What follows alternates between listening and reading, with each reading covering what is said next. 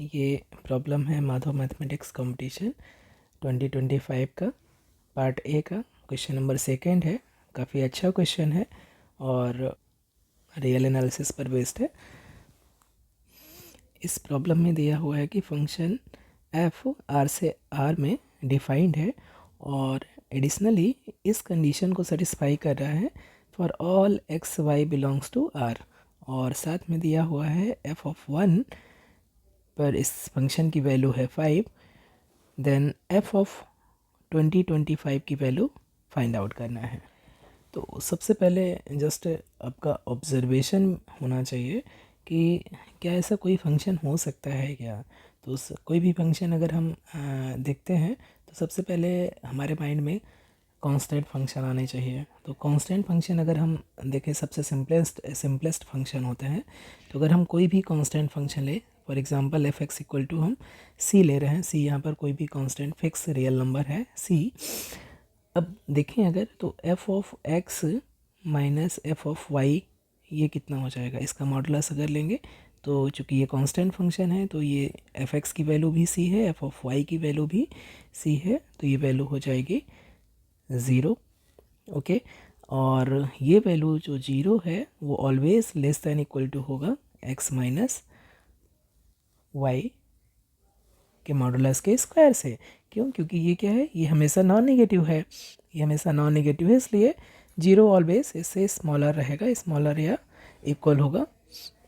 इसलिए at least constant function के लिए, एटलीस्ट किसी भी कांस्टेंट फंक्शन के लिए ये कंडीशन हमेशा फुलफ़िल करेगा। तो अगर कांस्टेंट फंक्शन है और एफ ऑफ 1 की वैल्यू 5 है, इसका मतलब क्या हो गया, एफ ऑफ 1 इक्वल टू 5 है, और चूँकि फंक्शन कांस्टेंट है तो यहाँ से हम गेस कर सकते हैं कि एफ 2025 की वैल्यू भी 5 होना चाहिए। तो अगर आपको कुछ भी नहीं समझ में आ रहा है, इतना एक सिंपल एग्जांपल आप ढूंढ ले रहे हैं जिसके लिए ये कंडीशन सेटिस्फाई कर रही है और उसकी वैल्यू एफ ऑफ 1 पर 5 है, तो ऑब्वियसली वो क्या हो जाएगा, आपका एक ऑप्शन आप ढूंढ सकते हैं, एक इंस्पेक्शन से बाय इंस्पेक्शन आप ऑप्शन ढूंढ सकते हैं, ऑप्शन बी यहाँ पर करेक्ट हो जाएगा। और वो कांस्टेंट फंक्शन कुछ और नहीं, F of X equal to 5 for all X belongs to R, आप ऐसे डिफाइन कर सकते हैं, जो इस कंडीशन को भी सेटिस्फाई करेगा, इनिशियल कंडीशन को भी सेटिस्फाई करेगा, और ऑप्शन में भी एक वैल्यू 5 दिया हुआ है, इसलिए हमें ऑप्शन नंबर बी मिल जाएगा। ये तो आपका जस्ट ऑब्जर्वेशन रहा या बाय इंस्पेक्शन रहा है। एनालिसिस के थ्रू कैसे हम जा सकते हैं, इस प्रॉब्लम को कैसे सॉर्ट आउट कर सकते हैं, देखिए उसे। यहाँ पर ये कंडीशन दिया हुआ है, ये कह रहा है, ये सेटिस्फाई कर रहा है for all X Y belongs to real number R. अब यहाँ से हम क्या कर सकते हैं, this implies for all X Y belongs to R, for all X Y belongs to R such that x not equal to y mod of fx minus fy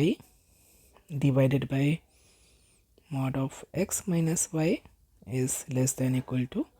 mod of x minus y। ऐसे लिख सकते हैं, यहाँ पर power 2 है तो एक power को हमने डिवाइड कर दिया। और ये कब कर सकते हैं, जब हम एज्यूम कर लें कि ये x इक्वल टू वाई नहीं है, क्योंकि x अगर इक्वल टू वाई हो जाएगा तो ये डिनोमिनेटर ये क्या हो जाएगा, 0 हो जाएगा, इसलिए हमें ये एज्यूम करना पड़ेगा कि ये 0 के बराबर नहीं है। ओके, यानी कि x y के बराबर नहीं है। अब x को फिक्स करके इसे हम क्या लिख सकते हैं, this implies F of X minus F of Y divided by X minus Y, single modulus में कर सकते हैं, less than equal to X minus Y modulus for all X Y belongs to R and X not equal to Y. अब यहाँ से अगर हम लें, इसलिए लिमिट x को हम फिक्स कर रहे हैं और y को टेंड करा रहे हैं x की तरफ, तो ये कितना हो जाएगा, limit y tends to x, ये कितना हो जाएगा f of x minus f of y upon x minus y less than equal to,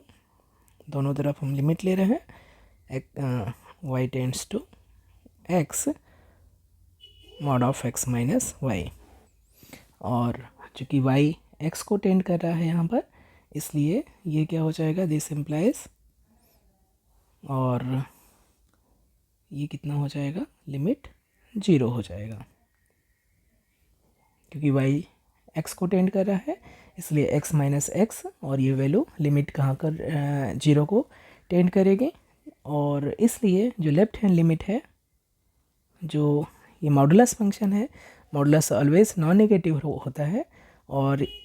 ये वैल्यू क्या हम देख पा रहे हैं, ये लेस दैन इक्वल टू 0 हो गई है,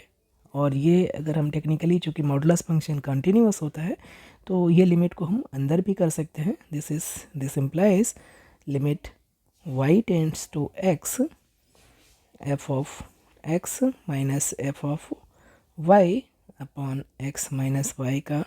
जो मॉडुलस है, this is less than equal to 0, और ये जो वैल्यू है ये कुछ और नहीं, ये अगर आप गेस कर पा रहे हैं तो ये क्या है, डेरिवेटिव है, किस पॉइंट पर, x पर, this is less than equal to 0 for all x belongs to r। चूँकि ये modulus function always non negative होता है, modulus function always non negative होता है, तो यहाँ से क्या मिलेगा, दिस इम्प्लाइज कि f dash x is equal to 0 for all x belongs to r। तो यहाँ से हमने दो कंक्लूज़न निकाला, एक तो फंक्शन डिफरेंशिएबल है और हर एक पॉइंट पर, और साथ में हर एक पॉइंट पर उसका जो डेरिवेटिव है वो 0 है, और साथ ही साथ इस फंक्शन का जो डोमेन है वो क्या है, कनेक्टेड है, इसलिए इस फंक्शन को सिर्फ एक ही चॉइस है कि इस फंक्शन को क्या कांस्टेंट होना पड़ेगा, इसलिए f इज़ कांस्टेंट फंक्शन। अगर ये कांस्टेंट हो गया और साथ में दिया हुआ है क्या, f ऑफ 1 इक्वल टू 5, इसलिए कांस्टेंट फंक्शन क्या हो जाएगा, f of x equal to 5, यही एक कांस्टेंट फंक्शन हो जाएगा, क्योंकि ये इनिशियल कंडीशन क्या दिया हुआ, f ऑफ 1 पर 5 है, तो कांस्टेंट है f of x equal to, आप कोई भी कांस्टेंट c लिख सकते हैं, और f ऑफ 1 पर वैल्यू इसकी c हो जाएगी, और ये 5 की इक्वल होगी इनिशियल कंडीशन से, इसलिए c इक्वल टू 5 हो जाएगा, इसलिए जो कांस्टेंट फंक्शन है कुछ और नहीं, f(x) इक्वल टू 5 हो जाएगा। तो एनालिसिस का यूज़ करके आप ऐसे इसको निकाल सकते हैं कि ये कुछ और नहीं, एक कांस्टेंट फंक्शन होगा, क्योंकि ये डिफरेंशिएबल होगा और सारे पॉइंट पर इसका जो डेरिवेटिव है वो 0 होगा, इसलिए ऑप्शन नंबर बी यहाँ पर भी करेक्ट हो जाएगा। Thank you so much.